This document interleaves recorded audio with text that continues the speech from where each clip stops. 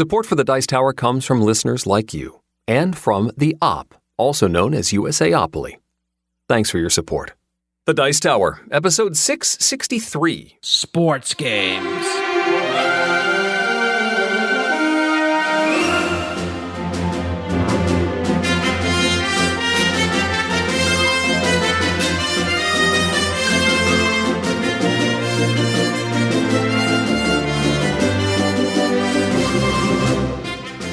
Welcome to the Dice Tower, a podcast about board games and card games, and especially the people who play them. On today's show, rah rah sis boom ba. It's sports games, rah rah rah, in our top 10 list. But before that, Geoff has an illustration about fairness, and we answer questions from the mailbag about combat resolution, eternal games of Catan, and how to welcome an overenthusiastic newcomer to your group. I'm Eric Summerer, and joining me now, the Harry Carey of board gaming, Tom Vassell. Take me out to the ball game. Eventually. Take me out to the... Yeah, I know. At some point. Actually, this is I'm one of the fewer people in America that's not... I'm like, oh, that's right. There's no sports. I know it's so bad of me, right? But... yes. That's how that works sometimes. Yes, but we are talking about our own brand of sports today with our top 10 sports games. So we'll get to hear about our particular perspectives on the sporting world coming up. That's true, but you know who one of the greatest sports teams of all time is? My favorite sports team, period, of every sport. The Mighty Ducks. No, although they're my favorite fictional team. Okay, but this is an actual real team, even though they're not in a real league. Who am I talking about? Harlem Globetrotters. That is correct. All right. And why did I bring them up? We just lost Curly recently. No, not that. Okay, thanks for bringing down the show. No. Yeah. I'm talking about my next game, the first game I'm going to talk about today. Oh, we're just going to jump right in there. That's right. Oh, no, actually, we're not going to jump right in there. Before we do that, hello, everyone. Welcome to the Dice Tower. I'm Tom Vassell. Hi there. I'm Eric Summerer, and I'm confused. I was really ready to get into the gaming here. So before we jump into games, we do want to remind you that the virtual con that we're doing in conjunction with Board Game Geek, where you can go online and play games with people. The registration for that is open. You can find it either on our website or on theirs, a link to it. It's really easy to get into, and I've already been signing up for events to play games with people, and you can go in there and find like-minded gamers to play games online. It's going to be super fun. Definitely check it out. I am excited to sign up for some things and run some events during the course of the week. And then the week after that, the Dice Tower Summer Spectacular, where we'll have 5 top 10 lists. 5? One top. Anyhow, so check out our YouTube website for that. That will be exciting. We'll have lots of things going on there. Now can I talk about games? The Harlem Globetrotters were, for some reason, and I'm still wondering how this happened, a occasional guest star on the cartoon Scooby-Doo. Because they're best friends with Scooby-Doo. What's so hard to understand? Scooby-Doo as a kid, I was always a little confused by the show. I was like, why do people laugh in this show? Why is there a laugh track? Right. It's the cartoon's really for adults, I think. Although my kids are up to date on, there's like modern Scooby-Doo shows and stuff that has a much longer plot. It was really silly and stupid. But they like serialized it and added some very serious things, and there was all kinds of stuff going on. Oh, yeah. I mean, it's still... Scooby-Doo's kind of interesting because no matter how serious it gets, Scooby-Doo and Shaggy never get serious, really. Okay. Well, that's good. Why do I mention all this? Because there's a new game, Scooby-Doo Escape from the Haunted Mansion. Now, when I had first heard about this game, I don't know. I thought it was like Arkham, the Betrayal at House on the Hill. Right. That's what I had thought. That is not quite what this is. So this is from the Op. It's from Jay Cormier, Senfung Lim, and Cami Mandel. This is essentially, it's called a Coded Chronicles game. In fact, the next one is The Shining. Oh. But this one here is it's essentially an escape room game. Okay. Or or it's an adventure game. It's really similar to what's the game we just talked about on our show, the Dungeon. The Dungeon Adventure Games. Adventure Games, the Dungeon. Yes, I would say it is really similar to that. So here's how the game plays. You open up the box, and there are 5 books inside it. 1 book for each character from Scooby-Doo. So you got one for Scooby-Doo, one for Shaggy, one for Velma, one for Fred and Daphne. I don't care about Fred and Daphne. That's why I always forget their names. Boring characters.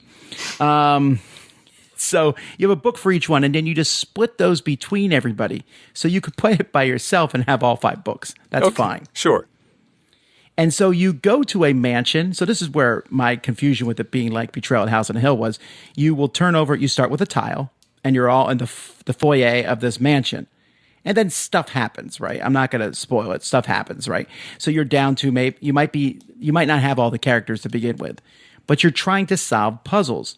So throughout on this tile are different numbers, and then each of your characters has a number on them. So I think Thelma has a look action. Fred has an investigate action. Scooby has a smell action. Shaggy has an eat action. All right, and so there might be a closet that is number 562. And then, so if I want Velma to look at it, her book might be number 1. So I look up in her book 1562. And then something will happen. I think they've written down dialogue for everything, because I've had Shaggy try to eat a lot of things. So they write this down, and then it might open another room, and then you put out another room on the board, or it might make you draw a card from a deck, and there's items and things that you have. There's keys, and you'll use these keys and add them together to open some doors and things like that. And every once in a while, you'll open up an envelope too. The game comes with sealed envelopes, and in these envelopes are puzzles, usually some sort of puzzly thing, like a normal escape room game. Okay. I have not finished it yet. We paused it. It says here 60 to 120 minutes. There's no way it's 60 minutes. No way, unless you're not reading the dialogue. Because there's a lot of dialogue that you get to read, and it's fun. I really like how they wrote Shaggy. They wrote him very true to form. Nice. And so we paused it. Now that's my only complaint, is it didn't seem like there was a way to quote unquote save the game. I took a picture and we put it back in a box, and it's not really that hard, right? Okay. Yeah, because I don't think anything's destroyed. In fact, the rule book says you could play it again, but they're like, just so you know, there's not a different ending. Something to that effect. So it is a one-time use game, but it's also a game you could let somebody else play. Mm-hmm. It's really Scooby-Doo-ish. I mean, I'm really impressed. It's Scooby-Doo without Shaggy, without Scrappy. Scrappy, yeah. Yeah, I hate Scrappy. And it is very entertaining. The writing, the puzzles that I've gotten to so far have been some pretty solid puzzles. I was kind of scoffed. It says 12 plus on it. I was like, whatever, it's Scooby-Doo. But my kids would not have been able to solve the puzzles without me, I think. Okay. There is a clue system, and the clue system's written into the books. So like at one case, Fred and Velma are trying to solve a thing, and I couldn't figure it out. So the clue was in Shaggy's book, and he's like, "Oh, why doesn't anyone look at this thing here?" And we're like, "Oh, okay." So I'm enjoying it. I'm enjoying it so far. It's very fun. I think it's a game. I don't know how your kids feel about Scooby-Doo, but if they like it, I think this is one that you could play with them. Okay. Is it weird to play multiple characters? I mean, to find not particularly clues because. This is not a spoiler per se, but you might only have one character walking around in the house at a time. So that person's just reading from that book, and then someone else will read from another book. I don't think it's weird to play multiple characters because you're not jumping back and forth between them very often. Okay. So I don't know. I thought it was interesting, and it's very entertaining. The art's good. The component quality's okay, but then again, that's the one thing I don't know off the top of my head is what the price point is, because that's going to matter to some people. Yeah. But I'm having a really good time doing it. When I'm done, we can let someone else play it too. Okay. So that's Scooby-Doo Escape from the Haunted Mansion. And I have to say, I'm really excited to see more games in this thing, because I am starting to get a little bored, I think, with escape room games. And I'm being drawn more to narrative games with escape room stuff in them. Okay. Neat. So, yep. So that's that. What do you got? First up for me is a game called Res Arcana. This is a Tom Lehman game that is, it's a magic-themed engine builder. You have a hand of cards, or actually a mini deck of cards, of like 8 cards that represent different artifacts and cool magical objects that will eventually let you translate certain types of magic, certain essences, into other types of essences, which will earn you more points and allow you to build more things and sort of get your engine running. The neat twist here is that you get to look at all 8 of your cards before you start. And that is all you will get. You're not going to add more cards into your system. You're going to get this 8. You get to look at them and sort of like, all right, here's what I want to try and build first. Here's the stuff I want to build toward building later on. And then you'll shuffle all that up, draw 3, and begin the game. There's 5 different essences. They name them weird things, too. It's like soul and elan and calm. And it's blue and red and yellow. But you will be acquiring these. You get sort of an income phase where you will acquire stuff from all the things you have built so far, as well as a power that you can draft at the beginning of each round. And then you're going to spend 1 action each turn doing stuff. You can build more things by paying their costs. You can activate a card that you have out there already where you may translate one thing into another. You might need to tap or exhaust a card in order to do something very powerful. There's also some shared goals in the center of the table where you can build monument. They don't call them monuments. There's a couple of ways to earn points and also gain like large scale like major goals, which will give you superpowers for the rest of the game. But that's a race. And so you might be gunning for something that somebody else is also gunning for. You might need 8 black tokens, and that's hard to do early on in the game. And suddenly you see other people working toward that same thing. This is all about triggering one thing into another and using that to do the other thing. And solving that puzzle when you first get that deck of 8 cards. How am I going to achieve these higher point cards, these super cards at the end of the game? It's very cool. Res Arcana. In the before times when my group was meeting regularly. Before times. This was becoming one of our go-to filler games. When we, let's do one more before the end of the night, we'll pull out Res Arcana. And it works very well. Plays quickly, but has some meaningful decisions in there. I like it. That's interesting. I don't know if I would call this a filler game. It feels heavier than a filler game. It does. It doesn't feel filler weight, but certainly in pace. We're talking 30 to 45 minutes once everyone already understands the game. What's your preferred player count? I would say 4. I don't know. Yeah, maybe I'm fewer. going to disagree there. I really like it at 2. I have not played it. It works. I get that it works with more players. It's fine. I think it's a really fun 2-player game. I'm sure it is. All right. So that's Res Arcana. Now I'm going to talk about an expansion for a game, Role Player. I think, Eric, you've played Role Player by now. I have played Role Player and not this expansion, but the first expansion. First expansion, yeah, sure. Whatever that was called. So Role Player, I'm talking about the newest expansion for it, Fiends and Familiars. The first one was called Monsters and Minions. That's the one. I see a theme here. So Role Player, if you've not heard of the game before, is a game in which you are going to roll dice and build a character with the stats like strength and constitution. You might, even if you don't like fantasy, that doesn't really matter. The game's all about manipulating dice. Each game, you're trying to get a certain number in your stats. So you might want your strength to be a total of 18. You might want your intelligence to be between 13 and 14. And you get points depending on what card and what character you're trying to build. You also get points if you have different colored dice in the right spots.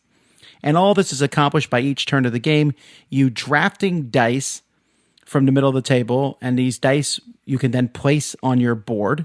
And when you place them on your board, you get to use special abilities to manipulate dice, add or subtract, re-roll, move them around, things like that. And you also get to, by taking lower dice, you get a chance to buy equipment, which can give you points or special abilities. That's a very, very rundown version of the game, but that's how it works, and it's really fun. Monsters and Minions helps the game a lot because it brings in monsters and minions. They didn't want to call the expansion Monsters and Monsters, but that's what they should have called it because it's a little confusing. That a monster is like this big monster you fight at the end, and minions are other monsters that you fight during the course of the game. They're mini monsters. They're not really, though. You're like fighting skeletons and orcs and things like that. That's true. Anyhow, so that added an extra thing to do. Each turn in Role Player, after you're done drafting dice, you can buy a card or sell a card. You can buy a card or discard a card and take 2 money. When they added Monsters and Minions, you could then also fight a minion. So the new one, Fiends and Familiars, does the same thing. It also lets you fight minions. So it has the exact same part of it that adds these monsters and minions. So if you already own the other expansion, it just makes those decks bigger and has more boss monsters you fight at the end. Okay. Role Player Monsters and Minions, the first expansion, also added some cool dice that went up to 8. They were 3 to 8 rather than 1 to 6, but they were clear. They were no colors. So you didn't get any color bonuses, but you did have these really strong dice. So Fiends and Familiars does the opposite, where they have dice that are 2 colors. So they're red and white, they're blue and yellow, but they only go up to 4. They're 1 to 4. So the numbers aren't as good, but the colors are good. It also adds familiars, which is another thing you'll put at the top of your board. So it's a spot to place 3 more dice. And you're also trying to get a certain range of dice in the familiar and certain colors to get some bonus points. And whenever you place a die in your familiar, you'll get a bonus. It's a small little addition. I like it. But it does change the game more than you might think, because the game originally, you draw 8 dice, and then you add 10 more dice to your board over the course of 10 rounds for 18 dice. Well, adding a familiar now means you're going to need 21 dice. They don't want to make the game longer, so you start with 6 dice. Then for the first 5 rounds, you're going to be drafting 2 dice at a time and putting them on your board. And then the last 5 rounds, you draft 1 die. Okay. Now, that's not a huge... I mean, it is a big change, I guess. It does still make the game longer, because the way the game works is each round you roll dice and then you place them in order from smallest to largest. And sometimes the person who's placing them, they might have to decide which one goes first. Like if I roll a yellow 3 and a green 3, they're the same number, so I pick the order they go in. But it's a pretty quick thing. When you roll, let's say you're playing a 4-player game, you're rolling 10 dice, 2 per player plus 2 more.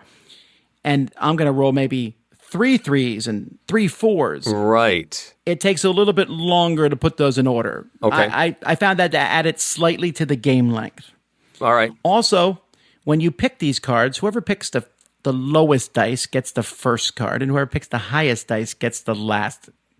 They choose last when it comes to getting stuff.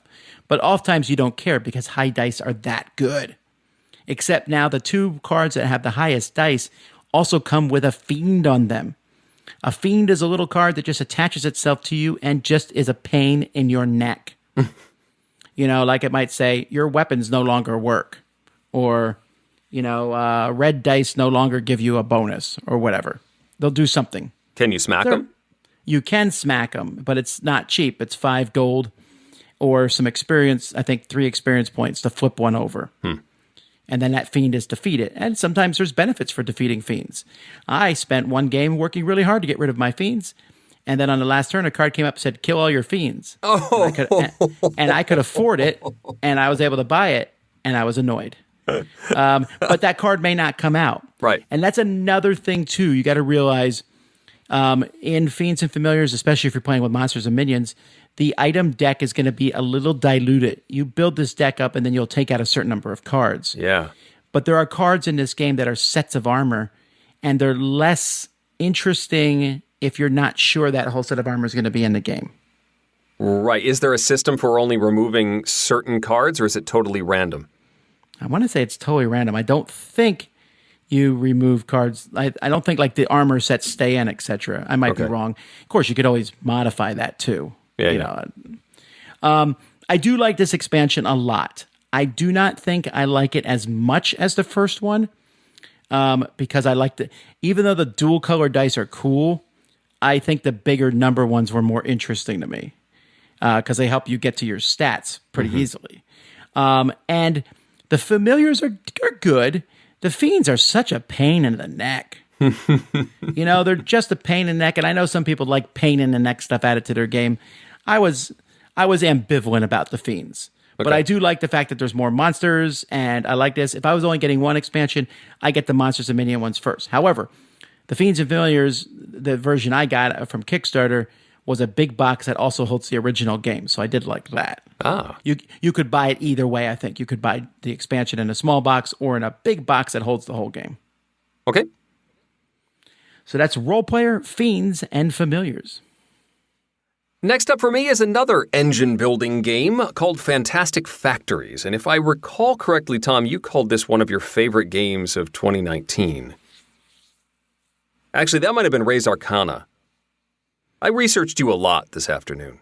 Fantastic Factories. I really, really like Fantastic Factories, so yes. Yes. It is an engine-building game. You have a whole bunch of cards that you are trying to build, and they are machines and factories that are going to let you manipulate your dice and get different resources so you can build more cards and produce goods on those different factories. The whole system involves the drafting of these cards. You've got those blueprints, those factory buildings that will help you in some way in your tableau. And then you also have worker cards that are sort of one-time powers. And so at the beginning of a round, you're going to do a drafting phase where you draft one of these cards.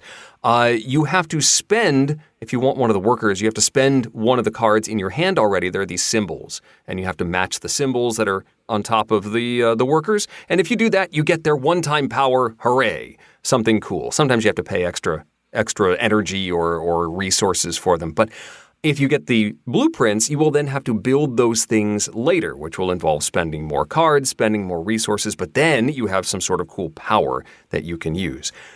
Once everyone's done their draft, then comes the dice rolling action phase, which is pretty much simultaneous. So you roll your dice and you can put it on like your main board where you can draw more cards or you can get resources. You get bonuses if you put multiples of a particular value in certain slots. But the fun of the game, because that's sort of the basic action, the fun is activating all those blueprints that you built, all those factories where you can turn this resource into two of this other resource, or you can add an extra die and make it whatever you want, or you can you can re-roll things, all sorts of cool powers that if you cascade them properly you can trigger every one of these things once per turn and make your engine work. And that is very satisfying when you see that sort of thing happening.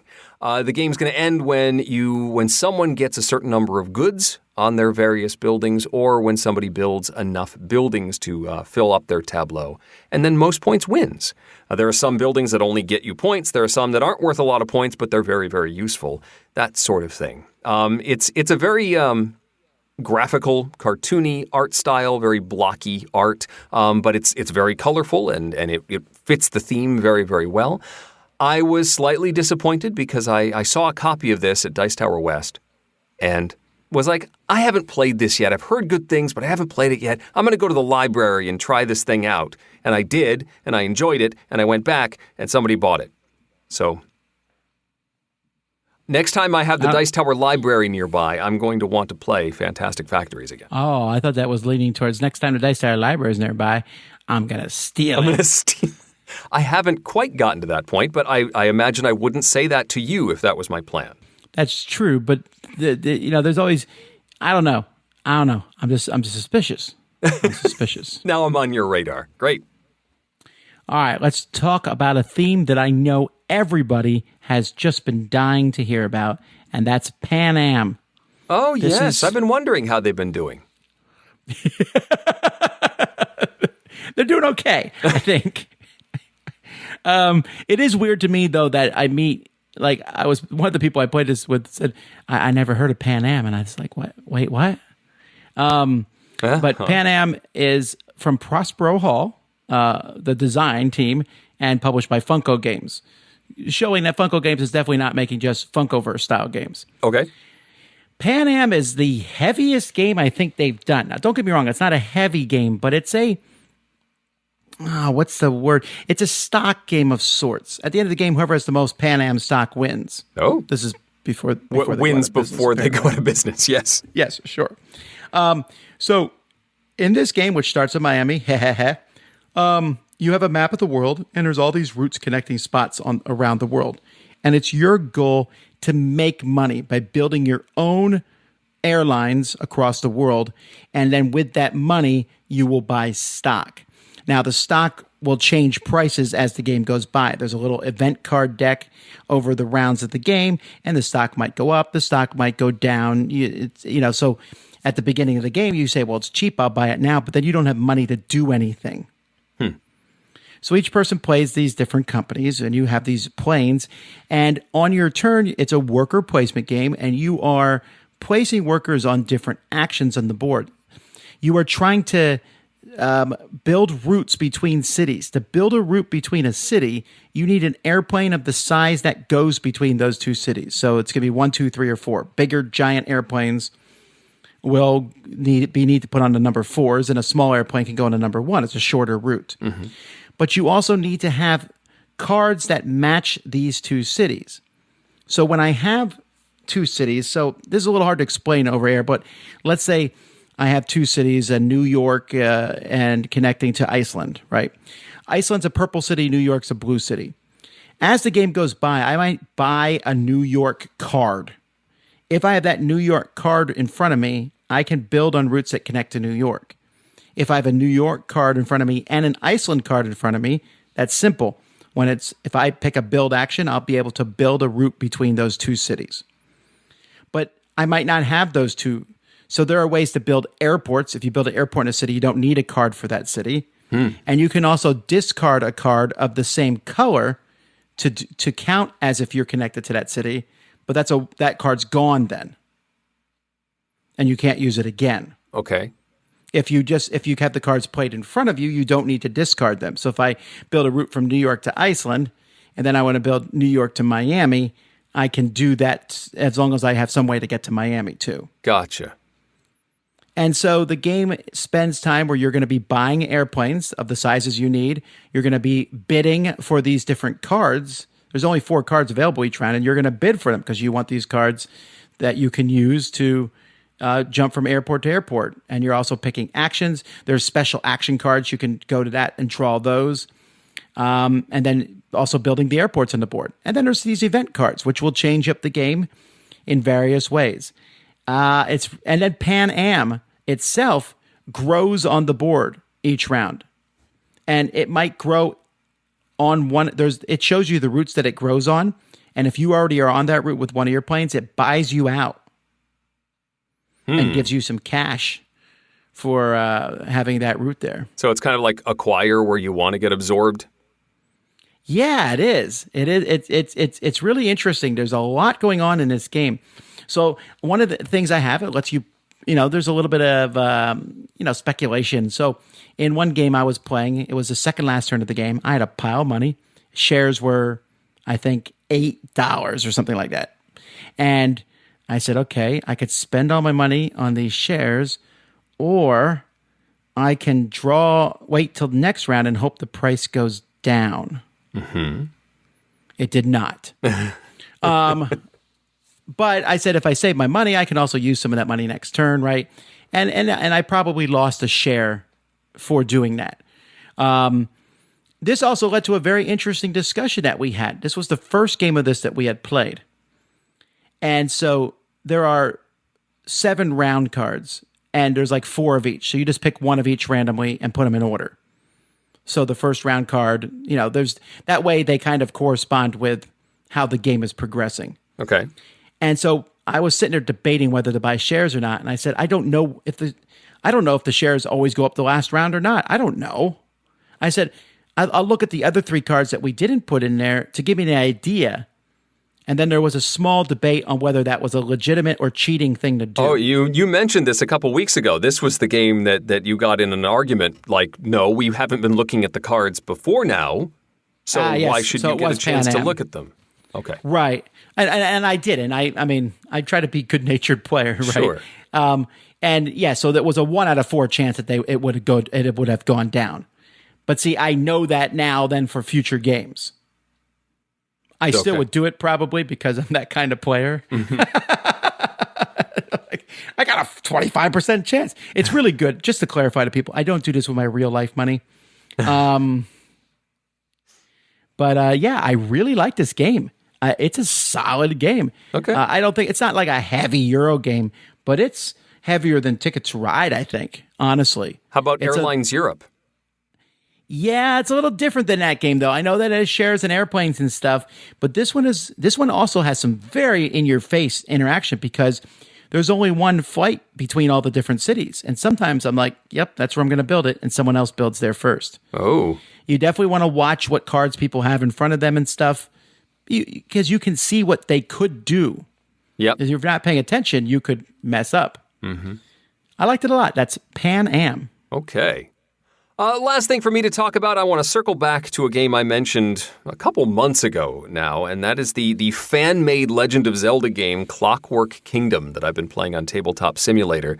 Clockwork Kingdom is a deck-building cooperative game, dungeon crawl. You are presented with varying dungeons that you will explore. They're all just tiles. And it is a campaign. It's played over 4 rounds. So the first round, you have a small-sized dungeon, say the Water Temple, and you will explore that. And if you get to the end and you defeat the bad guy, you get pieces of Triforce. And you can defeat the bad guy. You can, overkill. And so if you do twice the damage to the bad guy, then 2 of the players are going to get pieces of Triforce. And so you can try and double, triple, quadruple based on the number of players. If you had 4 players, you could try for a quadruple knockout and get everybody pieces of Triforce. This allows you to hold more items for future games. You can equip items, and then they do special things if you have them equipped versus just playing them from your hand. And when you finally get to Ganon, so after you've worked your way through multiple wins, you're going to get more pieces of heart as well, heart containers, so you can live longer. But the game gets harder as you work your way through these temples. So the number 2 temple gets larger, then the number 3 temple gets larger, and Ganon's tower takes the 3 temples that you did and shuffles all those special tiles together and makes one super dungeon, where you then have to defeat Ganon. And the more pieces of Triforce you have, that gives you an advantage against Ganon when you finally defeat it. And that's it. If you either win against Ganon or you lose against Ganon, and then the campaign is over. So it all comes down to that final battle. I still enjoy this game. It is an interesting puzzle. As you reveal more of these rooms, you're given opportunities to rearrange the tiles. And in all of the games we played, we would often run into a situation where we found Ganon or we found the big key that we need to get into Ganon's final room, but the doors are facing the wrong way. We can't even get around to where we're supposed to be. So then it's about activating the rooms and rotating tiles and shuffling them around in varying ways and figuring out how to get, in several instances, I would have to activate something in my room on one end of the dungeon while my brother would dash into the room to make something happen. It felt very strong as a cooperative experience. I have heard that it is a very different experience if you play with 4 players. We played as a 2-player game. The cards are separated. There's only one grouping of cards, of your basic hero cards, and they get split up amongst the players. So with a 2-player game, you've got like an 18-card deck to start. But with a 4-player game, you only have a 9-card deck to start. And the whole mechanism of the game is you have to keep activating these special rooms to replenish your deck, or you lose. And that happens faster in a 4-player game because you have fewer cards to start with, which is a very different dynamic. If you're interested in trying it out, Tabletop Simulator has a mod, and you can also get print and play files on Board Game Geek. Legend of Zelda Clockwork Kingdom. I am still delighted with it. It was a fun experience. It did take us, however, 8 sessions to play, about 2 or 3 hours per dungeon. You're still playing with your kids? On occasion. Oh, it's as far as this game. Yes. My youngest lost interest in this one because doing pass and play on one screen was a little odd. It's easier when the two players are in different places and both have their own screens and are moving the objects around concurrently, as opposed to having to. My turn is over. Okay, now you can manipulate your stuff. Now, all right, I'm going to manipulate my stuff. That was far more clunky when it was an in-person sort of thing. Alrighty. I want to play Zelda on the computer now, just because you said that. Alrighty. Well, those are the games that we played, folks. Lots of board games, of course. Still, I mean, we'll never get to talk about all of them, but that's life ain't fair. Speaking of which, let's talk about that. 3, 2,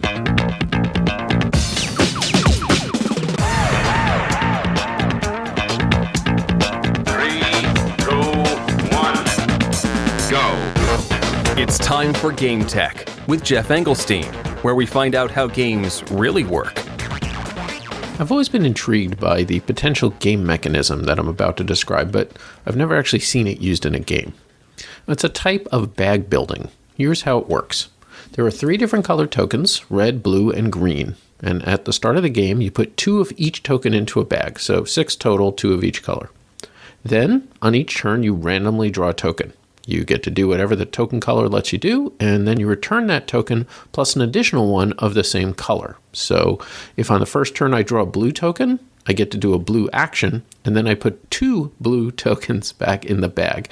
Now there are 7 tokens in the bag, 2 green, 2 red, and now 3 blue. Rinse and repeat. Now, the really interesting thing about this mechanism, in my opinion, is that in the early rounds, the composition of the bag in terms of the percentages of each color token can vary greatly. However, once you get up to around 20 or 30 chips in the bag, it is very hard to change the breakdown. Let's say you've got 30 chips in the bag, 50% are blue, 30% are red, and 20% are green. The chances that you'll draw a chip of a particular color are exactly those percentages. 50% chance you draw a blue chip, for example. And even if you draw one of the rare green chips, adding another green chip won't appreciably change the percentages. So the color mix starts out exactly equal. It can vary a lot early on, but once it settles down into a stable pattern, it's going to be pretty much fixed for the rest of the game. The neat thing is that you can't predict at the start which color will end up having the most chips. At the start, there's an equal number of everything in the bag, but it is an unstable equilibrium. Anything that adds more chips of one of the colors will make it more likely that that chip is chosen in the future and create a self-perpetuating mix. One game you may get lots of blue chips, another red may be dominant, and then in the third, the chip distribution may stay roughly equal. This model is actually typically used in economics to explain the perpetuation of market share. If I have 60% of the market in chocolate chip cookies, that will tend to remain the same, all other things being equal. I'll get more shelf space and more market presence, and that will lead to more people buying my cookies. Market share in all goods, of course, can shift, but for some it takes a lot more effort or a big shift in consumer sentiment. This is an example of a system where the rule is fair and doesn't favor any one color, pull a chip, and place another one of the same color in the bag. However, it ultimately leads to unbalanced results, which can be very hard to change. If the blue chips have become dominant in the bag, simply applying the same rule, even though it's color agnostic, will not change that composition. A different rule is required if we want to get close to color balance in the bag. In addition to appreciating the applications of the mechanism to potential game designs, I also see this as a metaphor for diversity in a variety of spheres of human activity, including the gaming world. I firmly believe that a more diverse gaming community will create better experiences for all of us as we get to enjoy different perspectives and takes on the fundamental human activity of play. If you're choosing an artist for your project or a panelist for a convention session, the rule you may choose to apply is to simply ask the most prominent people, or the people who have done work on existing games that you enjoy or are popular. And that is a 100% fair and equitable rule. You are not applying gender or racial bias when you apply that rule. However, like in our bag example, fair rules applied fairly can lead to unfair results. And that's even if everyone is operating in good faith, which isn't the case in the real world. If we want to change the color mix in our bag, we'll need to take some steps that look unfair, but in the long run will bring things back into balance and create a more diverse community. Of course, the situation we find ourselves in now in the United States was caused by unfair rules, not fair ones. From the original sin of African slaves to the treatment of Chinese immigrants in the 1800s and the Chinese Exclusion Act, to Japanese internment camps during World War II and Jim Crow laws, to the fact that women weren't even allowed to have a credit card in their own name until the 1970s. It's been anything but fair. I understand that my chips in a bag analogy is simplistic and a poor reflection of reality. However, I do think that what it shows is that even if we all magically become 100% unbiased in how we relate to people, that we can't necessarily just treat everyone fairly and have inequity disappear. We need to take active steps to change the status quo. In future game techs, I'm going to talk more about the science behind fairness, diversity, and similar issues.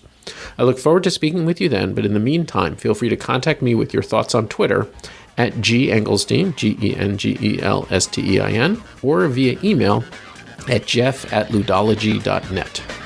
This is Geoff Engelstein with Game Tech. Hey folks, today's show is brought to you by the Op, also used as known as USAopoly. And today we want to talk a little bit about their featured game Hues and Cues. Actually, you can watch me play this online if you want with people. Hues and Cues is a game that my whole family really enjoyed playing. It's a big board that's just full of just a color swaths, all these different colors. And you are trying to connect colors to words. You're going to get a color on a card, and then I might say the word apple, or I might say the word, sunny. And everyone's going to try to pick that color or get close to that color on the board. There's hundreds of color squares. 480 colors to be exact. What? That is a lot of colors. So green or red, probably red is for apple. But what if I had just eaten a green apple this morning? Either way, it's a lot of fun. And you're using 1 or 2 word cues and trying to get people to guess. But you can also get close to the answer and get points. And so it's a lot of fun as everyone will sit there and argue over what color you should have actually said. And it holds a whole pile of people. Very much recommend it. Hues and Cues. It's available at op.games or at your favorite game retailer near you. Questions.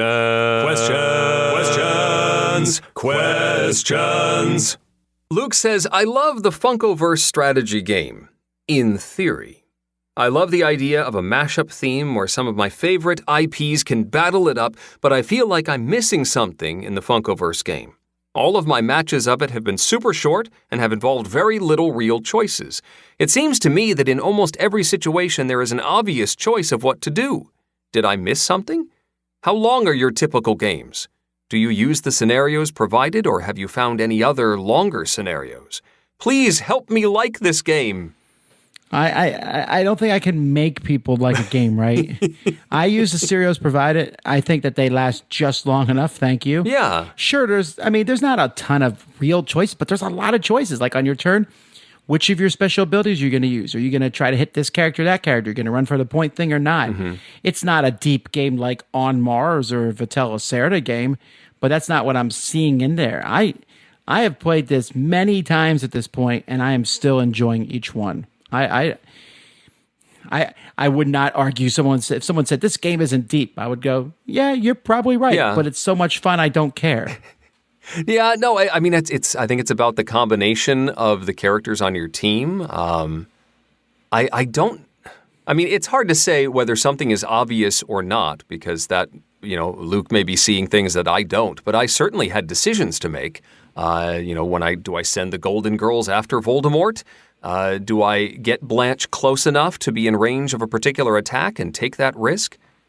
It has choices to be made for sure. All right, our next question here is a question with apparently we need to do very specific answers. I'm not sure. This is not going to work, folks, if you do this, but we'll do it one time only. Okay. Oh, he's telling us how to answer the question. Okay, yes. Yeah, I don't want this to become a thing. We're not jumping through all your hoops every time, but okay. That's correct. Yeah, so okay. Blake says, how many games do you think the average hobbyist gamer has in their collection? I certainly realize that everyone is working with their own constraints, financial, physical, space, etc. And this is certainly not a mine is bigger than yours type question. I'm just legitimately curious what you thought the average collection size was. But, he said, You and Eric shouldn't discuss your answer because why would we? Think about it, and once you each have your guess on the air, count down 3, 2, 1, and then say your guess at the same time and see how close you are to each other. That way you're not influencing each other's thought process. And best of all, if you guess the same amount or if you're at least close, it means you guys got the answer right. Okay. Are you ready? Yes. 3, 2, 1. 82. Who cares? Well, that's cheating. No, it is not cheating because I wouldn't have said 82 anyway. If I was guessing, I might say 30. Here's the thing. First of all, average is a bad number to use here. You should always use mean instead of average. I mean, not mean. Mean is average. Sorry. The median. Because there's going to be somebody who has like 20,000 games. They're not going to throw off the whole thing. Well, that's true. Yeah, and the thing is, I don't know what is the average gamer. I don't even know what that is, right? We know there's some people who listen to this show and they're guilty looking right now. You know, they have a couple hundred games. And then there's other people who have 50 games and they're feeling guilty about having that many. Yeah. And then there's people who have almost none because they just let their friends buy all the games and play with them. And all those are legitimate options. Sure. But he was asking for a mathematical answer, so I... Yeah, well, I'm not giving it. I'm telling you. So I win by default. That's what you're saying. You win by default. That's fine. No, I don't. I'm just very hesitant about talking about these things in general. Yeah. I mean, it certainly to say that the number of games in your collection has any bearing on whether you are a hobby gamer or not, that's not true. Because you can play other people's games. You can go to conventions and play at the library there. Or you can collect them like a fiend and have tons of games in your collection. I'm just going off of a best guess. If you have gotten into the purchasing side of the hobby, that seemed like a median answer. Yeah, I still think it's lower than what Eric says. Okay. I don't think because 80 games is a lot, Eric. That is, but I'm thinking there's several card games in there. Like a couple of those pack-a-games games, those are small. They count too. Well, there we ended up discussing it anyway. All right. Laura says, a little while ago, a very keen new board gamer joined our gaming group. We were very welcoming, but a little surprised. To give some context, our gaming group advertises itself as playing predominantly heavier strategy games, and there are other gaming groups in the area that would have been more likely first choices for a new gamer. Still, I was sure that there were some strategy games with simpler rules that someone new to the hobby could enjoy. But no. This person had caught the gaming bug and they wanted to jump in at the deep end. Food Chain Magnate, Vital Lacerda games, etc. They wanted to play these because they were the games that they had heard people talking about online. We had never met this person before and we didn't want to sound patronizing by saying, "No, you are not ready for those," so we played. In their first game, they were totally lost and didn't seem to enjoy it at all. Same with the following games. They struggled with rules explanations because they had never heard of things like worker placement or drafting before. But they kept asking to play heavy games. Indeed, they only wanted to play heavy games. This continued week after week. I was worried that with all these negative experiences, their enthusiasm would be crushed and they would lose interest in the hobby altogether, but I didn't know how to bring it up with them. After a while, they stopped coming. Thankfully, I eventually found out that they were still gaming and had changed to a different game group that plays a mixture of light and heavy games. I was wondering how you would have dealt with this situation. Should we have just told them no from the start? I don't think telling them no would have been a good idea. I mean, you can't change what this person is looking for in their game group, and they did continue to ask for the heavier games. If this person had asked, maybe we could play something a little less complicated, then I'm sure any one of you in this group could have offered up a lighter option. But if this person's looking for a particular style of game, that's great. Maybe that's all just part of their exploration process and finding out what kind of games they like. Yeah, I don't think you should tell them no from the start because I think, first of all, you're kind of... Yeah, it's a very gatekeepery sort of thing to do. Yeah, you don't know that they might like these games too, especially if they said they're ready, Now, if they're lost and they didn't seem to enjoy it, I don't know what I would do. It's a tough nut to crack for you. For them, yeah, they kept asking to play heavy games. They only wanted to play heavy games, and eventually they went away. I don't know that that's a bad thing. Maybe that's the best way for this to have worked out. You know, that if they kept trying them, I give them that they tried it. You know, it's something that I play games all the time, and sometimes someone will sit down with me, and I'm like, oh, yeah, this is kind of heavy. Have you ever played anything like this before? I'll ask them, but I got to be careful how I phrase it, because you're right, it can come across as gatekeeping. Right, yeah. And sometimes they're like, oh, okay. And sometimes I'll quick say, you know what, let's switch to this lighter game, because that's a pretty easy switch for me normally. Usually for me with heavy games, I pick the people ahead of time. I don't just play with random folk. Yeah,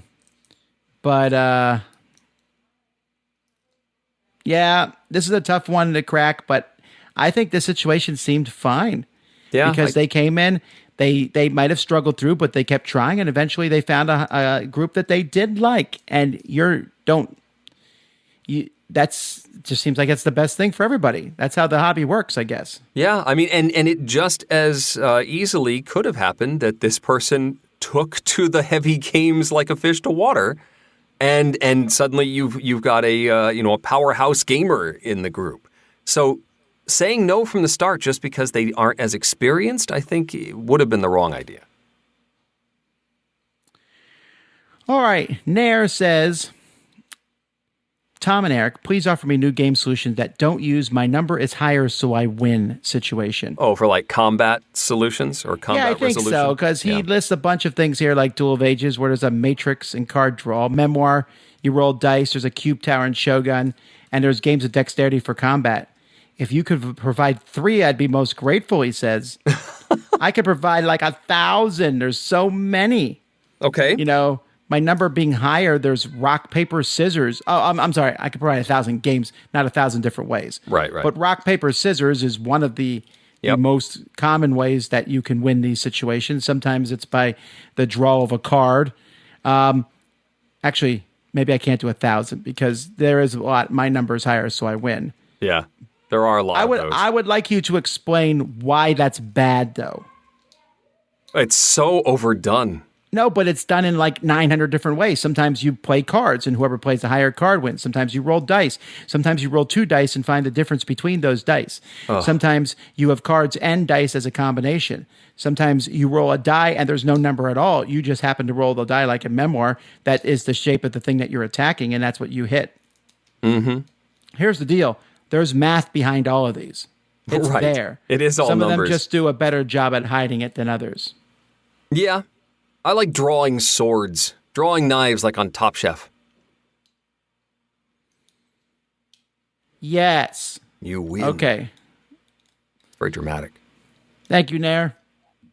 We have a series of questions from Randy, the first of which is this. My boys, ages 12 and 10, love playing Catan, which we received for Christmas 2019. My 12-year-old can get really into analysis paralysis and loves the trading aspect of Catan. Games last 3 hours or more. I don't think I've ever really finished a game to 10 points with them. I can play Monopoly faster than Catan. Seriously, we have. I've tried some of the recommendations I found on Board Game Geek to make the game go faster, but still I normally call the game at 8 points because I have other things I need to do.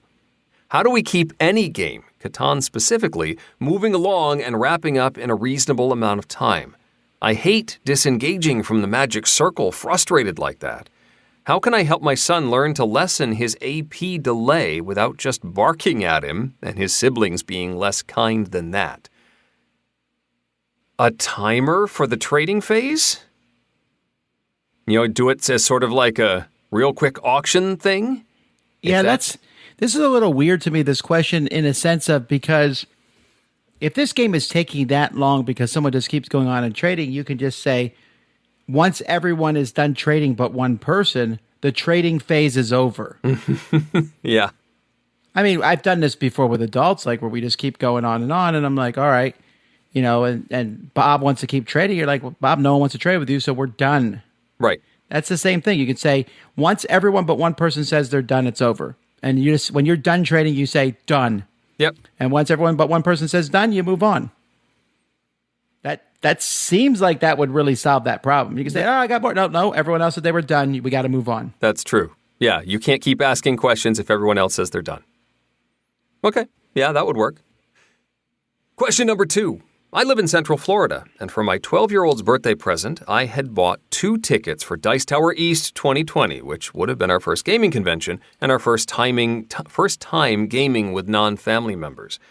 Now that it has been postponed until next year, I'm considering buying an additional ticket for my soon-to-be 11-year-old when Dice Tower East 2021 comes around. Could you please give some pointers to us as first-time con attendees and some tips to gaming conventions with kids, specifically preteen or young teenager kids?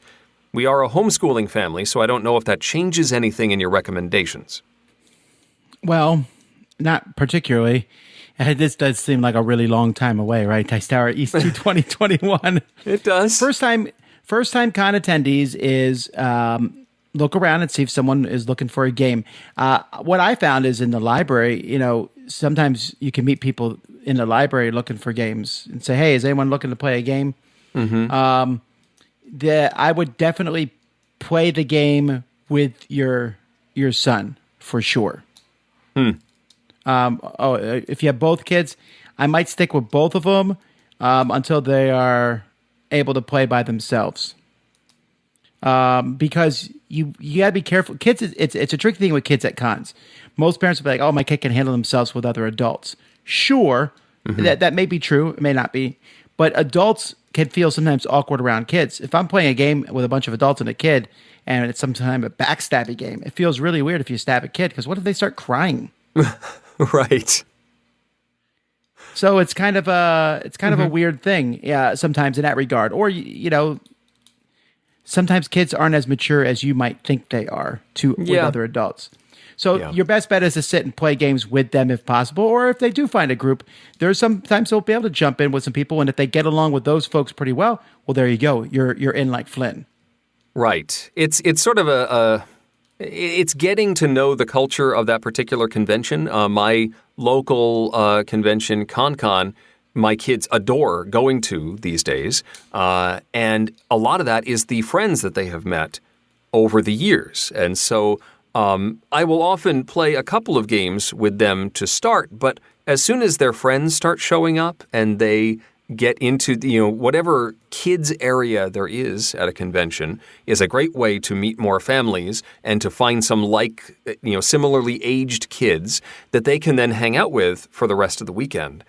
And it's sort of just getting into that situation, getting into that culture of that particular event. So certainly seek out the family track, the kids track, whatever that particular event has, and start looking there for some friends. That's the best approach, I think. Last question from Randy is, we just bought Disney Villainous and enjoyed our first play of it. It really felt like we got to be part of the movies in the parts that the camera didn't show. What do you think about using this format and mixing different universes? What are some non-Disney movie themes that could work well for this? Or would you always need each player to operate within similar media types to make the experience make sense, like all comic books or all historical empires, action-adventure movies, etc.? Well, they've announced Marvel Villainous, correct? Yes. Although, from what I understand, they are not compatible. Which is fine, I guess. I kind of wish they were compatible. But yes, Marvel Villainous has been announced, I want to say. That's the only one of these that's been announced. What other IPs would have good villains? I want to say, the other, like the Fox animated universe. There's other animated universes, right? Yeah. Or video game villains. Oh, that's interesting. You could have like Sega Villainous or Nintendo Villainous. I'm still pretty happy with Disney Villainous. I don't think Disney Villainous has even gone into Pixar yet. Have they? No, they have not. That's like 23 more movies. Yeah. There's a lot still to mine in Disney, in the Disney Villainous universe.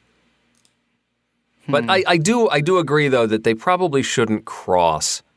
I kind of like having, if you're going to make a villainous game that is Marvel as opposed to Disney, I would like it to feel different and not just be swaps of, mechanics that already exist in the Disney version. So I kind of want it to feel different and maybe not be compatible. But either way, yeah, I think it could work for other media things. I don't know. We'll have to wait and see. Last question today, folks, is from Daniel. He says, how many games can you keep most of the rules for in your memory? For example, you may have to look up a detail or two, but otherwise you're ready to go. I've never tried to count, but certainly the simpler games should be relatively easy to remember. I'm sure it's at least 100. That if you plopped down a simple, abstract game or something in front of me, I'd probably be able to figure it out. But I have no idea which ones I will blank on at any given moment and need to. I always look. This is kind of a hard thing to guess because I know the rules to a lot of games, but they do go out of your memory. I just played the other day. I played Viticulture, the app, right? Yep. I played Viticulture many times, but it's been well over a year since I played it. So when I started playing, I was like, oh yeah, that's how that works. It just had, you've forgotten. And once I started playing it, I got right into it. Okay, now I understand all the rules, blah, blah, blah. But it took me like a minute to kind of reorient myself. And I don't know that I would have been able to teach it without looking at the rules, at least some. So, yeah. As time goes by, you do keep more and more games in your... If I played the game yesterday or last week, I really know them. That's why at a con, if I teach a game and I am like, I'll be like, and I really love the game, I'm on fire, I'm like, you know what? I'm going to teach this again because that's just, it's an easy thing to jump into and teach. Yeah. Because I just did it, so I know it really well. So anyway, that's all the questions we have, folks. Thanks for everyone sending in questions. We've started a new process where if you send a question in, you should have got a response from me saying if I would answer it on the show or not at some point. And of course, those questions are still coming in a future show, but we got them. And you can always email us at questions@dicetower.com. Cool. But now, let's get into Eric's favorite thing in the world to talk about, sports. It's a Dice Tower Top 10! The Dice Tower's Top 10 list is brought to you by The Op, also known as USA Opoly, at theop.games. Folks, two things we want to talk about here. Okay. First of all, unbelievably, and this almost never happens. There's no crossover. No crossover. Yes. Yeah. And there's a reason, and that's mostly because Eric doesn't play a lot of these games. This is a hard list, Tom. Very, very obviously. Oh my goodness. So I wanted to make sure I didn't miss anything. So I went through the entire Board Game Geek category of sports and found all sorts of crazy games I'd never heard of.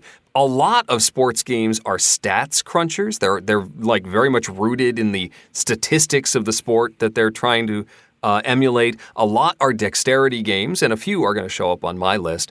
And then a lot are just like weak thematic connections. It's a game that just happens to be about football for some reason, but it doesn't feel like football.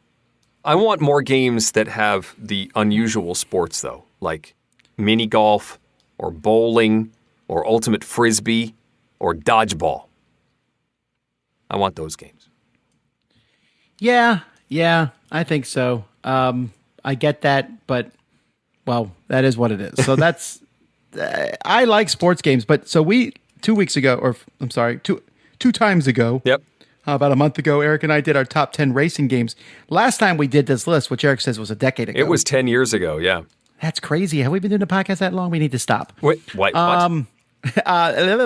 So we did this list and we combined them, and then it was almost all racing games, because racing is one of the easiest things to turn into a board game. Yes. There are more racing games, I think, than there are non-racing games in the sports category. And if you take out baseball stat games Yep. then you're really, really struggling. And don't get me wrong, I'm not mocking these games. They're for a very specific type of person, status pro and all these type of games. Yep. Stratomatic. Yeah, that's a very specific group of people who like those games, and the vast majority of people just don't care that much. Alrighty. You know, I don't even know all the games on Eric's list, but some of them I actually did consider, so it was close. So Good. let's get started. Number 10. Let's kick things off with a boxing game. This is a Victory Points Games title called Knockout.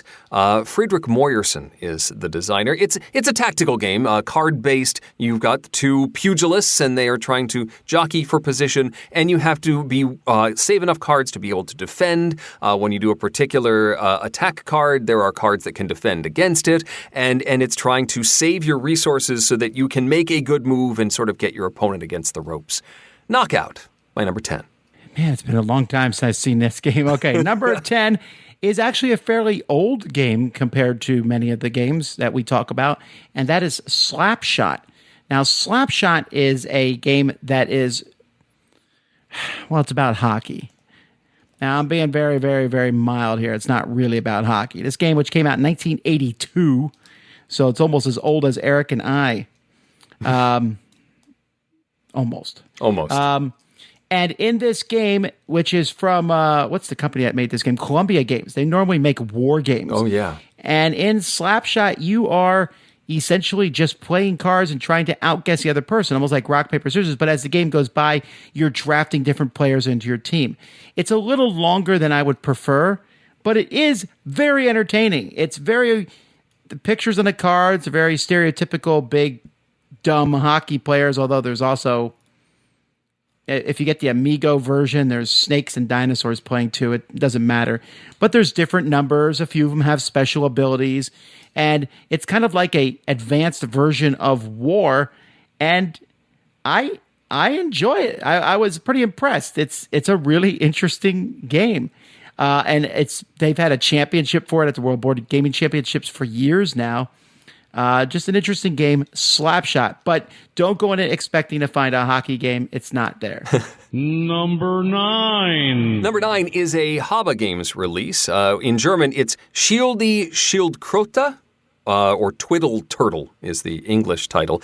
This game revolves around this turtle object, this wooden turtle that's made of a bunch of spheres. You've got a big sphere that is the shell of the turtle, and then it sits on top of the smaller, like wheel balls. And in order to move the turtle, you sort of like press down on the big sphere, which will propel the turtle forward, if that makes any sense at all. But in Twiddle Turtle, it is an Olympic Games series of events. And one of these events is a soccer-style game where now you have multiple people with these Twiddle Turtles, and they are trying to boot a ball around the board and try and score goals. Yeah, silly. Yes, simplistic. But as a kids' sports game, it works very well. Twiddle Turtle, my number 9. I don't know this one. All right. My number 9 is Battle Ball. This is not a real sport. It's a play on football, and you tackle each other. This is from Hasbro, actually, with some cool miniatures and really cool dice. You have these different players on your team, each with a different base, and you roll a die to move. So the big, slow ones roll a 6-sided die, while there's a fast one who rolls a 20-sided die. And you can also try to tackle each other. When you tackle, you both roll the dice that matches your player, but the lower number wins. So a 6-sided die might move slow, but man, he has a good chance of rolling low and beating the other players. So it's very, very light game, but very entertaining. You're tackling other people to the ground, trying to take them out of the game, and then also throw the football to each other and score touchdowns. So it's pretty similar to football, except the people get hurt a little worse, and it's in the future or something. Or something. You might be able to find this at like a thrift store, or it's been out of print for a while, but I really enjoyed Battle Ball. Number 8. My number 8 is Strike, a highly detailed simulation of gladiatorial combat in which you have an arena and you will send your fighters whom you are very attached to into the arena and try and knock out the other gladiator. No, this is a dice game. where you are throwing dice into a bowl and you are trying to wipe out the other Not a game. dice. It is a game. Not a game. You have to aim Dice in a very bowl. carefully. Still, it can be dice in a bowl and still be a game. Yes, this is one of those very loose thematic connections. It's gladiatorial combat, but it could have been about bowling, strike. That would have been a great name for a bowling game. Anyway, it's still giddy fun to throw these dice into the bowl, have them sort of battle each other in a wrestling/gladiatorial mashup, and try and wipe out your opponents. Strike, number 8. Hey, I'm actually sound like I'm going to repeat myself here. My number 8 is Chaos Ball, which is really similar to Battle Ball, but it's made by Eric Lang. This is a game in which you take a group of guys and you are trying to get a ball in the middle back to your area. Also, you're trying to beat the snot out of the other team. In fact, you can just do that and ignore the ball completely if you want to. There's like 16 teams for this game, and each one has a different special ability, and each is sold in a different box because it was a stretch goal on Kickstarter. Yeah! But the original game, if you just get the base game, it's still a lot of fun. Very, very light, but with a very fun combat mechanism, which uses cards and numbers to see who wins. Chaos Ball. That's with a K. Number 7. My number 7 is a dexterity game that's almost more of a toy than a game, but it has scoring and it is a competition. It's called Fantastic Gymnastics. It's got a plastic man that hangs onto a bar, and you push one button and it swings his legs forward real fast. And so it creates momentum. And if you can get the pattern right, if you can get the rhythm down, he can go in a big circle, and then the other button will release him from this bar. And the idea is that if you do it right, he flips in the air, and he has Velcro feet, and he lands in the scoring zone. The reason why this feels like a sports game, this is a gymnastics simulator where you have to work very hard. I can't believe you put this on the list. To get your technique down. This rewards continued play and practice, and I'm terrible at it. Fantastic Gymnastics, a sports-themed game, and my number 7. That's hilarious. Oh, man. Oh. This is a hard list. I get it. You know, there's like a sequel to this game, right? There is. It's a vault. It's not nearly as cool. We have it. You did get the sequel. It is harder, and it's just less cool. Like the original Fantastic Gymnastics it's much more kinetic. The vaulting one is like it's one of the most one-note things in existence, though. It's true. It's literally like once you figure out how to do it, you're done. But it takes practice. My number 7 is Pizza Box Football. So when this came out, this probably would have been Kickstarter had it come out today. But Pizza Box Football came in a little pizza box, and it's just essentially a little football game where you're rolling tons of dice, trying to outpick the other person. You pick cards, see what happens, and then you roll a bunch of dice depending on what the play is. It's a really fun game. They actually used it to try to predict the Super Bowl winner for a while. It's been replaced for me by another football game farther up on the list, but I like this one. I don't think football games are usually good for the most part, but this one was entertaining. And by football, I mean American football. But that's Pizza Box Football, my number 7. Number 6. My number 6 is Caveman Curling. The game of curling is a difficult sport to emulate in a tabletop format because you're not using ice. The rocks can't curl. And in Caveman Curling, the way they try and simulate that is by giving you tools. So this is a flicking game. It's a dexterity game, and you are flicking your discs toward a house-like target. But the story is that these are cavemen, and you can use different tools like hammers to move your stones after you've delivered them, which sort of simulates the curling of the rocks. So if you shoot correctly, you can sort of shoot something over and then use your long hammer to curl around a guard or something like that. Caveman Curling, a lovely dexterity challenge. Number 6. Well, speaking of number 6, mine is also a dexterity game. Speaking of dexterity. Speaking of number 6, as we all are. Yeah. This is actually my only soccer game on the list, or football. I just don't think soccer makes for a very good board game experience. Interesting. Hockey and soccer are just too fast-paced, and basketball. That's one of the problems. Sports is a fast-paced game. Yeah. It's hard to do that. Fubi works because it's a dexterity game. This is a game where you take a little stick and you hit the ball, and you're trying to make the ball go in your opponent's goal. But the outside of the board is this stretched rubber band, and there's a bunch of pegs, and so you're just bouncing off everything, trying to make it land in the other person's thing. I really enjoy this. It's a kind of game that you play only at a con. And I have a mini Fubi, which I just reviewed, which isn't nearly as good. But the big Fubi, the normal size one, is a lot of fun. So Fubi, that's Fubi. Number 5. My number 5 is Volt. Robot combat is a sport, and Volt really emulates that remote control aspect as you are giving commands to your robots behind a screen, and then you reveal your programs and sort of guide them around and try and get them to push each other and shoot each other and become the robot supreme. Volt. And I actually like both versions of this game, but the newer Heidelberg edition is particularly pretty. Volt, number 5. This didn't occur to me that this is a sports game. I guess it is. I really like Volt 2. Yeah, it's wrestling with robots. Wrestling? No. It's combat. Okay, anyhow, it's combat with robots, yes. All right, my number 5 is Blood Bowl Team Manager.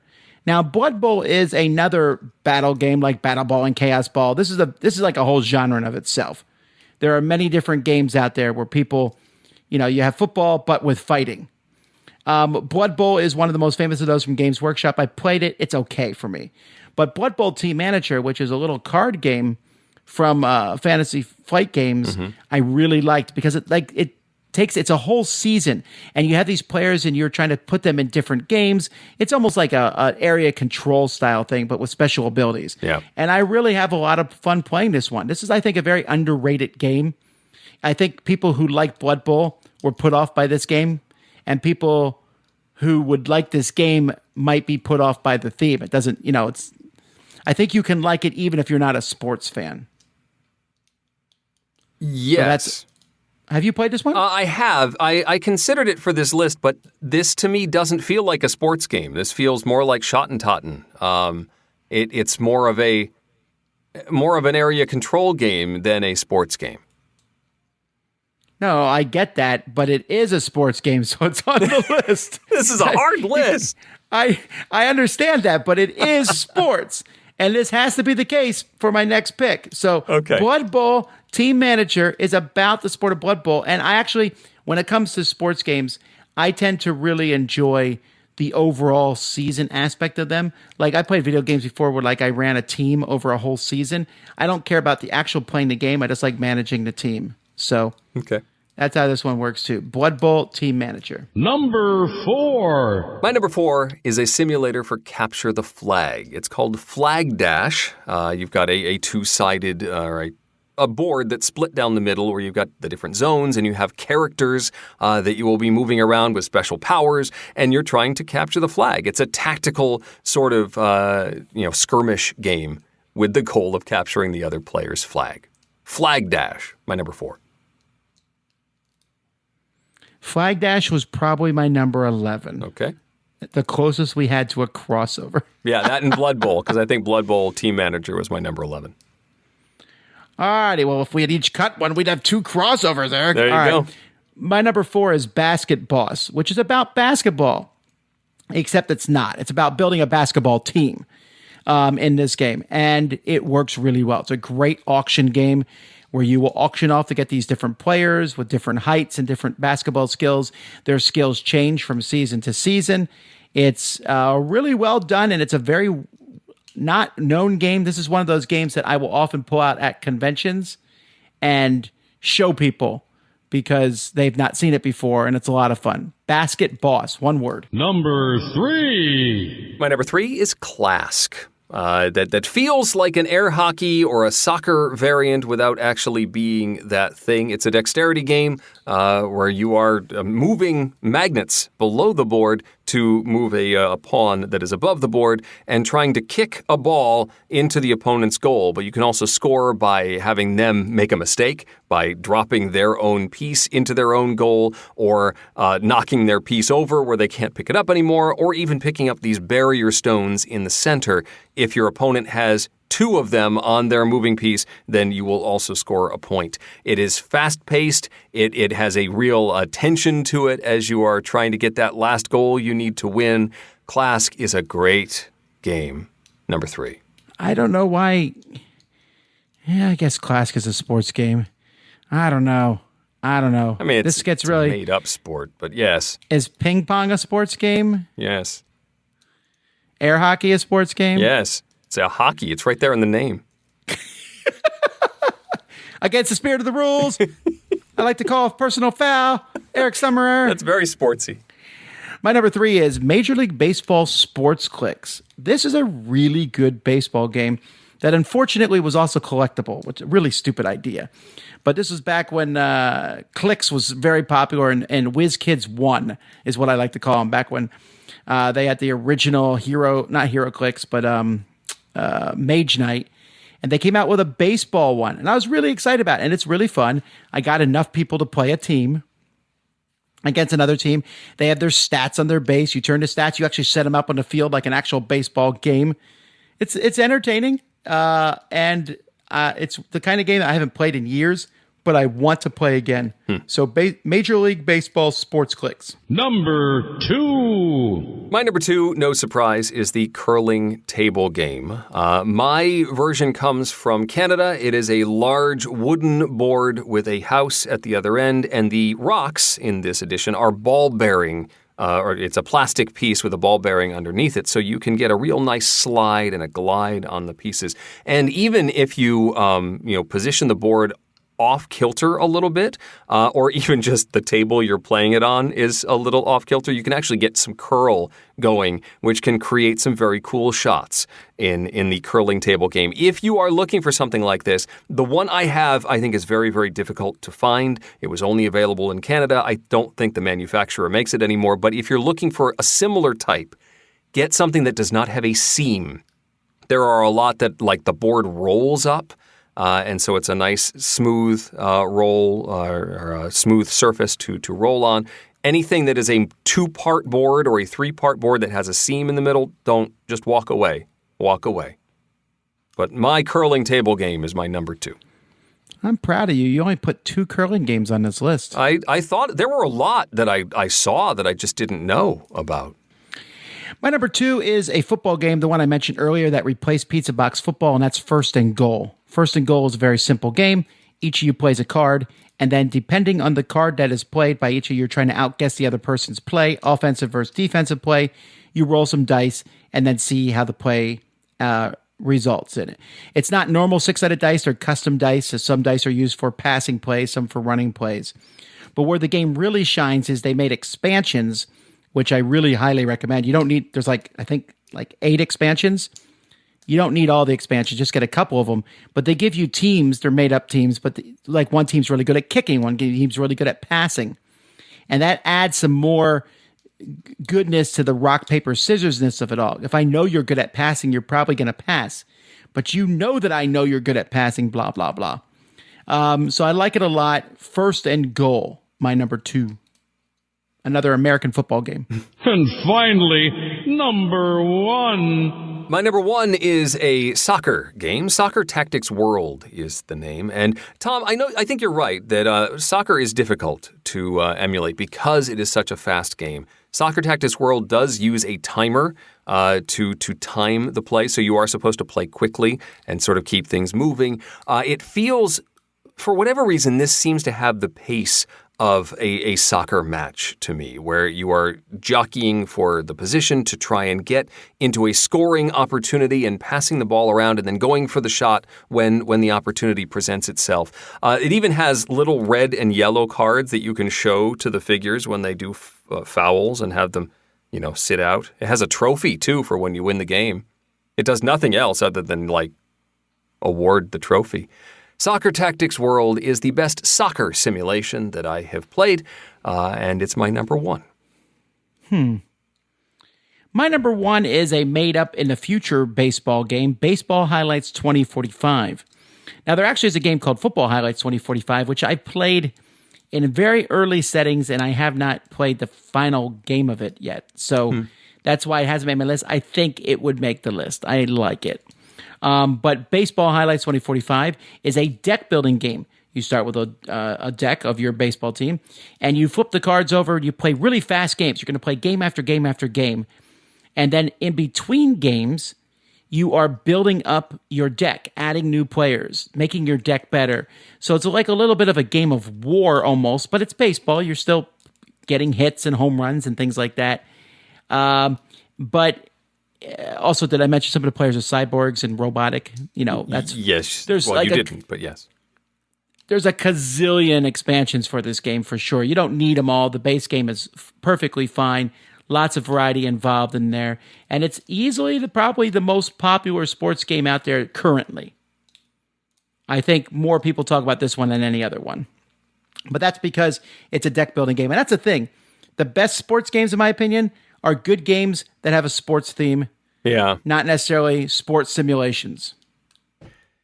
Yeah, I totally missed the boat on this one. I've only played a short demo of it and was not impressed, but I think it's totally because the game is the iterations of this. I didn't find the one game interesting, but it's all about after you've completed that game, what do you do to your team and how does that affect you next time? But I stopped there. And so I honestly have not given this game a fair shake because that's not the game. You need to iterate and play multiple rounds of the game. I stopped after round 1. So someday, I just don't know anybody who has it at this point. Yeah, I'm still surprised that you know Mike Fitzgerald and he hasn't forced you to play it. I'm very quick. I see him coming and I run. Alrighty. Well, the people's choice here. We didn't get it up fast enough, the voting on this for people to vote on it for this episode. So I'm going to have to defer the results of this, which I'm really curious about, to Future Eric. Hey, Future Eric here, with the results of the online voting, which I now see as blank. Huh. Well, let's just say that number 1 was the curling table game, and number 2 was caveman curling. Number 3 was hot shots curling, which is a game I just saw online, but no one's actually played. Yeah, we didn't get the results up. There was a website problem, and I blame Tom. I'm very sorry, but I blame Tom. Boy, that Future Eric knows what he's talking about, doesn't he? Well, I am surprised. Alrighty, well, folks, thanks again for coming in and listening to another episode. We'll see you in 2 weeks, but that's the Dice Tower is actually back next week, Mandy and Suzanne, so come on in and listen to them. And I'm excited to see what's going to happen as we go through, and you'll see some small changes and stuff on the Dice Tower over the course of this year as we try to get better for you all. I hope you enjoy the show. Keep it up with us both on our audio show and the video show. And someone make some good sports games, for crying out loud. That is the truth. There were a lot. I just haven't played them. Well, anyway, until next time, I'm Tom Vassell. I'm Eric Summerer. And you've been listening to The Dice Tower. Thanks for listening. Promotional consideration has been provided by game publishers in the form of review copies of games. This episode number 663 was recorded on June 11th, 2020. Mandy and Suzanne join you next week, and in 2 weeks, Tom, Suzanne, and I quest quickly through our top 10 games that start with the letter Q. This podcast is sponsored by listeners like you. Thank you for your continued support. And speaking of support, the Jack Vassell Memorial Fund is dedicated to providing support to members of the board gaming community in their hour of need. If a catastrophic event has become more than you can handle, find out how we can help at jackvassell.org. The Dice Tower is produced by Tom, Mandy, Suzanne, and Eric, with assistance from Rob Searing, Mike DeLisio, and Roy Kennedy. The Maliazzi Brothers' lesser-known radio show about the timber industry is brought to you by Click and Clack Lumberjack. Timothy Pinkham composed our theme, and you can get the latest on everything Dice Tower at dicetower.com. Let us know what you think of the show by posting to the Dice Tower Guild at BoardGameGeek.com, following the Dice Tower on Twitter, or by emailing us at tom@dicetower.com or eric@dicetower.com. And don't forget to visit the other shows in the Dice Tower network, including Board with Video Games, Meeple Overboard, Solosaurus, Flip Flory's Super Saturday Board Game Serial, Every Night is Game Night, Our Turn, Board Game Blitz, and Dice Tower Tonight. Find your next favorite at dicetowernetwork.com. Until next time, from all the gang at the Dice Tower, have fun gaming. What if we had like referees at a convention that were like, giving out yellow cards and... I don't. Could you imagine that? I'm sitting here playing a game. I get mad at somebody else comes in. Yellow card. Yellow card. I'm like, what? Unnecessary aggressiveness. We're friends. We do this all the time together. Red card. No, look, really, it's okay. Arguing with the ref. You're out. Go to the food court. Kick some meeples at him.